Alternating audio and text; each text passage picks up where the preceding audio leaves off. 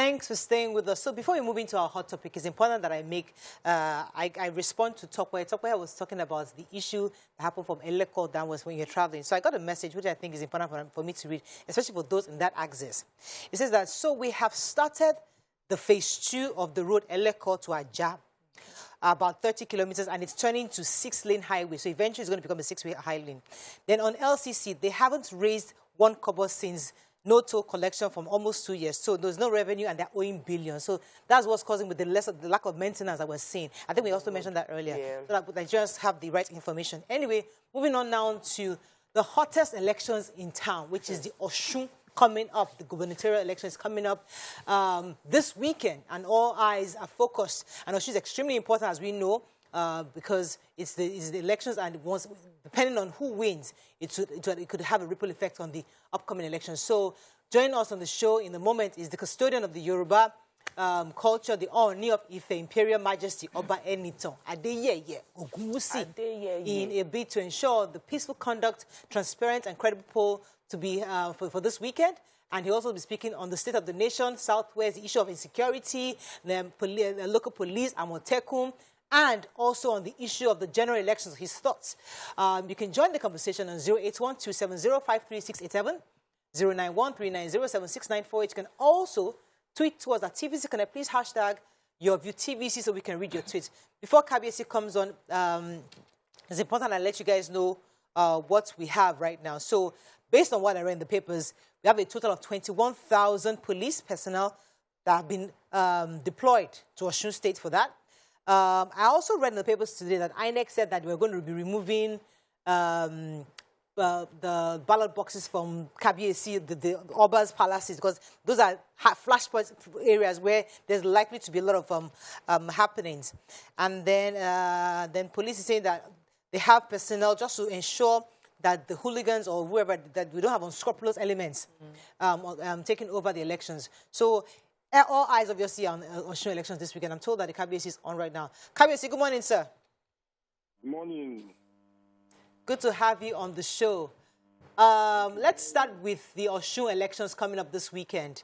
We know that almost everybody within the APC have gone to Osun right now to support their candidate.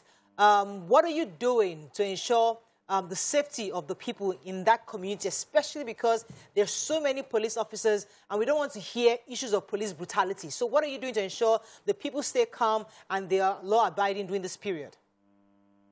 Well, as a traditional ruler, we are the closest to our people. The hype and show of force that is happening right now basically is temporary.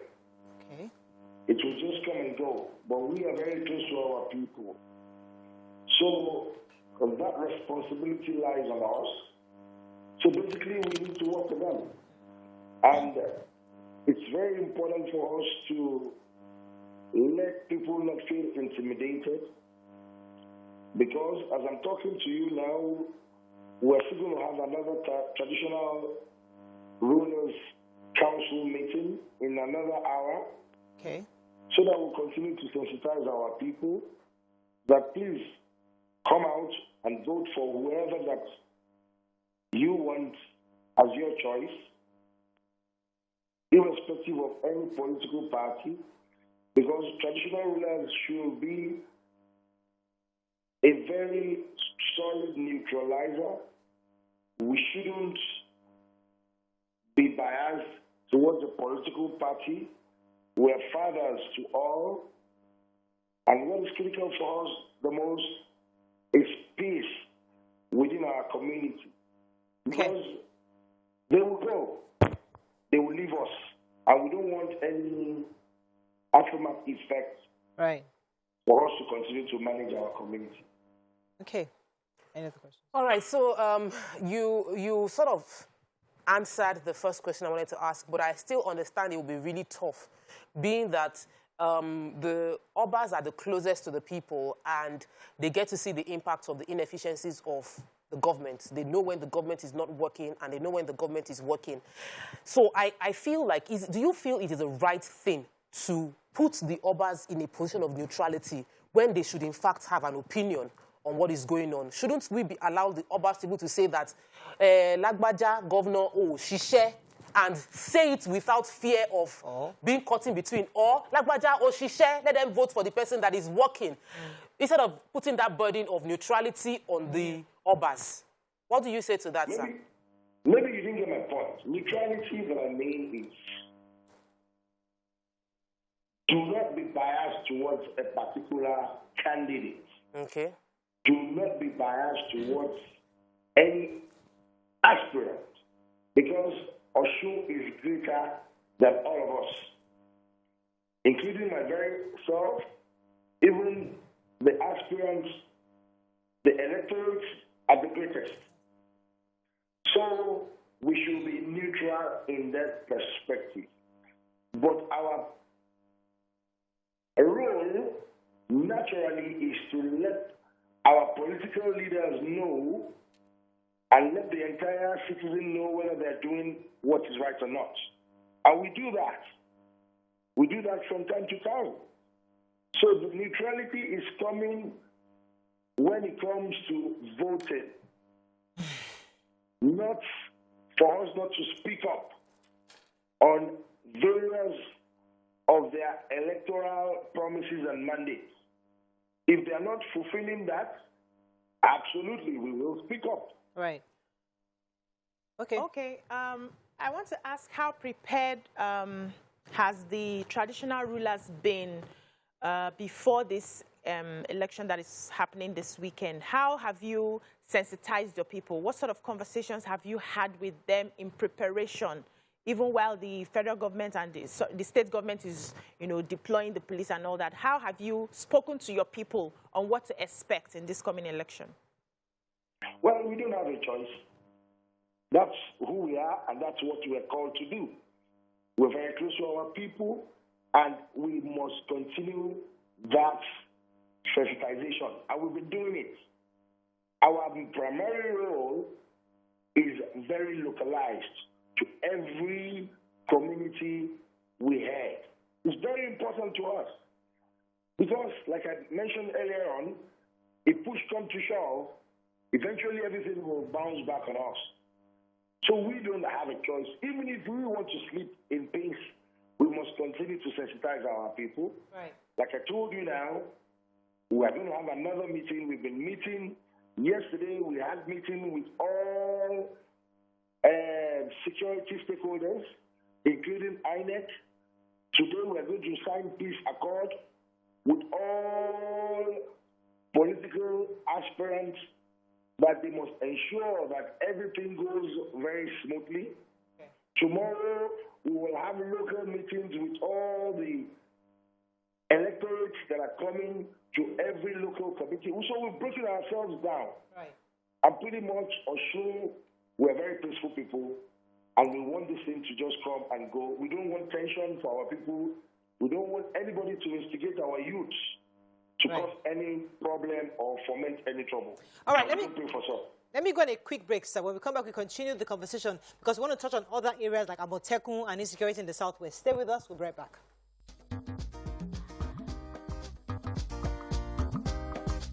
Stay tuned. Your View will be right back. Thanks for staying with us. We still have Kabiyesi here with us. Waike had a question before the break. Kabiyesi? Yes, I'm here. Yes, go ahead. Yeah, Kabiyesi, good morning. I wanted to ask, the Labour Party gubernatorial candidate alleged that gunmen attacked his home last weekend. How are you going to go about tracking those gunmen down and making sure they don't visit any other candidates? Well, we don't get involved with their politicking and the big queen around them. All we want is to ensure, as traditional rulers, that our citizens and local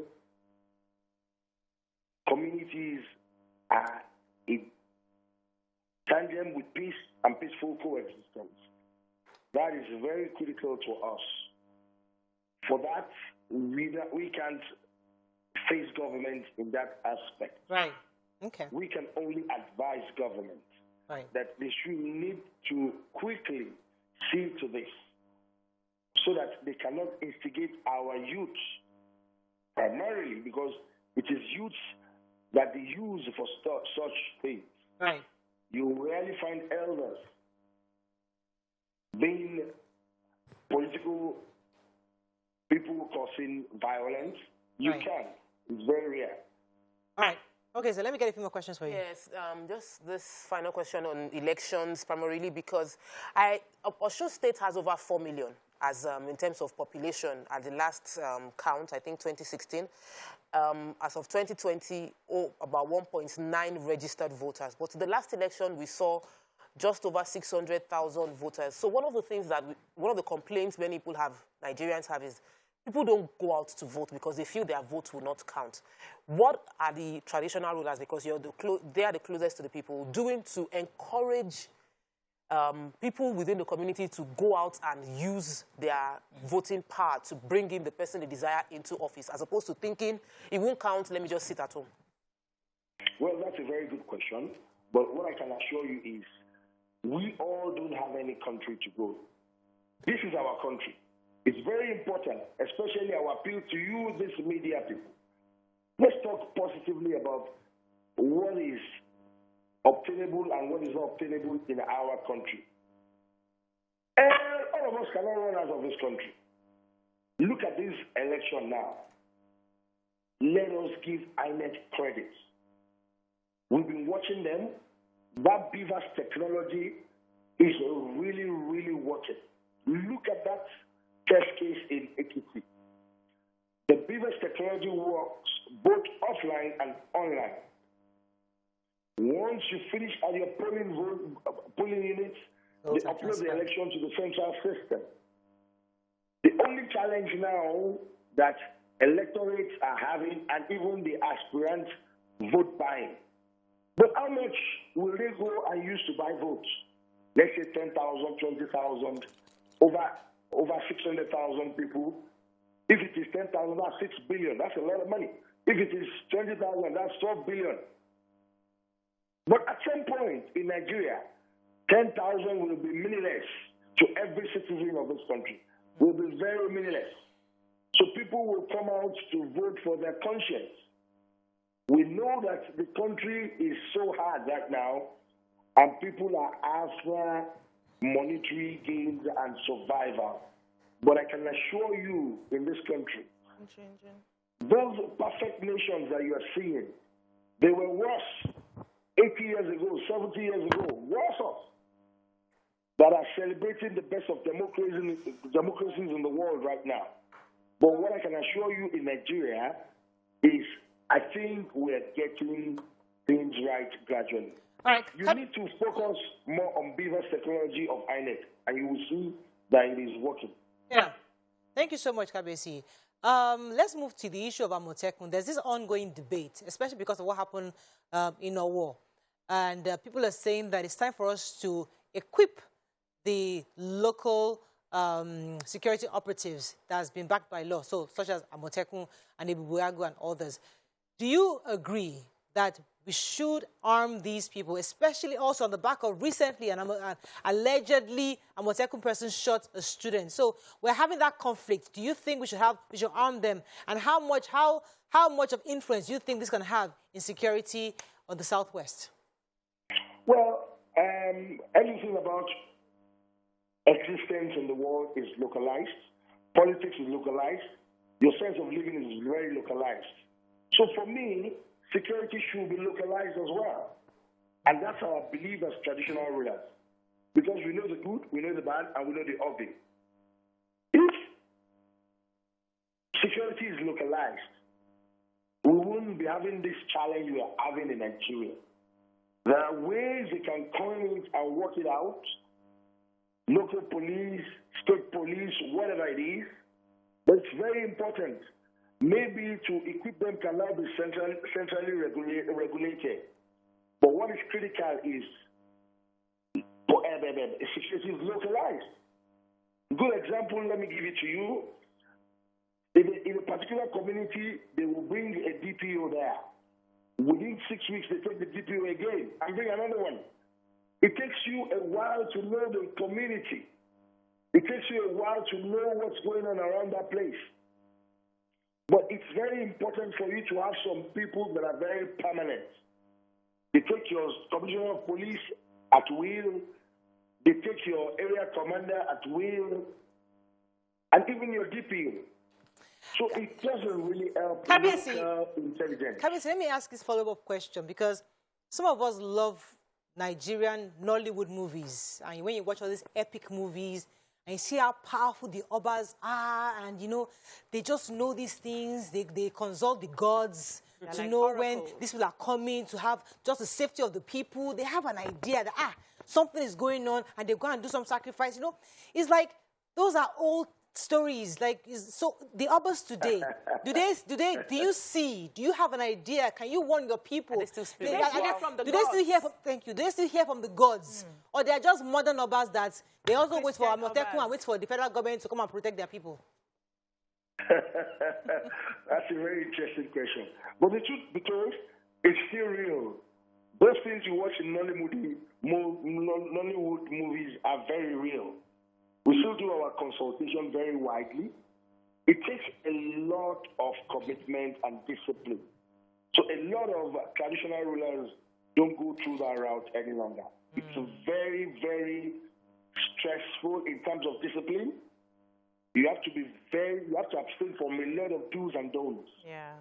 All these things are real and potent. That's our work. That's what we should be doing as traditional rulers. Do you I can assure you, yes, it is still real. It's still there. But Kabiyesi, why aren't the traditional rulers upholding the traditions? Because everybody is finding what works best for them in terms of securing their citizens' lives and properties. And if you feel abandoning some of those things is what has exposed you as a people. So right now, a lot of traditional rulers do not hear from the gods anymore. They cannot even protect their people. Shouldn't we think of going back to that one, something we can hold on to so that we can protect our people? And I'm asking if you go through that route as well. I agree with you absolutely. Then for me, if I go through that route, the answer is yes. In Ife, you can't even do without it. It's part of our heritage. In a year, it is only one day that we don't remember our ancestors. And what has actually helped, maybe when I go out, we do so many of it remotely, but it's part of the heritage and the story of Ife. We can't do it without it in Ife. It's not possible. That's who we are here. And that's what we do. All right. Go ahead, okay. So, Kabiyesi, let me take you to the economy, because Obas see the challenges of the people more than even our local government heads, because you are more accessible. My worry is, how are you coordinating the Obas within? Because you have a, they call the stool. You are one of the primary Obas. There's a word I'm trying to find that I can't find it right now. But your stool is an important stool in the Yoruba race. And I feel that the Obas should be getting more involved in the economical well-being of their people, because their people will only resort to crime because of poverty. What are you doing? And you're a very business-minded person. I've heard you speak on business levels. That I see that you might be able to use that to galvanize your communities to grow economically and reduce the use of young people into going into crime. So what exactly is your stool doing, and how are you galvanizing other Obas to improve? Okay, Mariah was asking if you're empowered. Go ahead, sir. Let it be. Kabiyesi, please go ahead, sir. Well, discussion, and I'm happy you are media people. Tell our government to change our constitution. Simple. We are powerless. It's very unfortunate. Wow. Tell them that the best baskets of ideas and minds are with the traditional institution. We have doctors there. We have professors there that are kings, that are traditional rulers now. We have former military people there. We have chief justices. We have justices. We have accountants. We have all sorts of mix. with a lot of experience that are traditional rulers now. So tell them to return us back to Nigerian constitution and see whether we will be impactful or not. But in local manner, I can talk about Ife now. You need to come to Ife yourself and see whether we are impactful or not. I have to wrap up with you, but I can't let you go without getting you to say one or two things about the state of the nation concerning the 2023 elections. So we have so many people, so many options today, which is a great thing. But people, Asiwaju Bola Ahmed Tinubu, who is from the Southwest, has just picked another Muslim as his candidate, and many people across the country are expressing their reservations.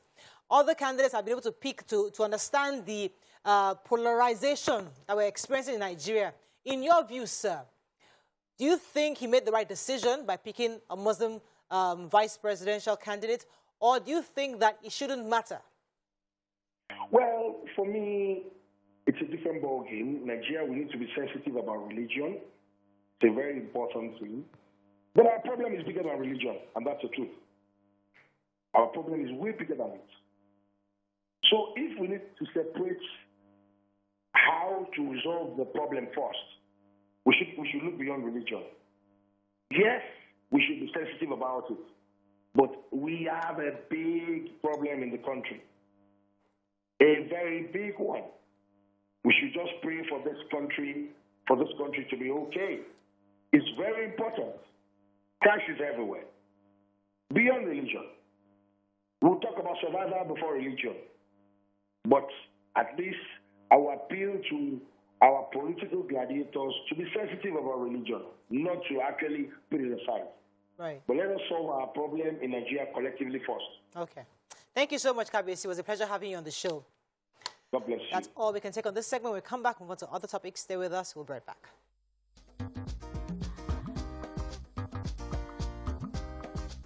Stay tuned. Your view will be right back.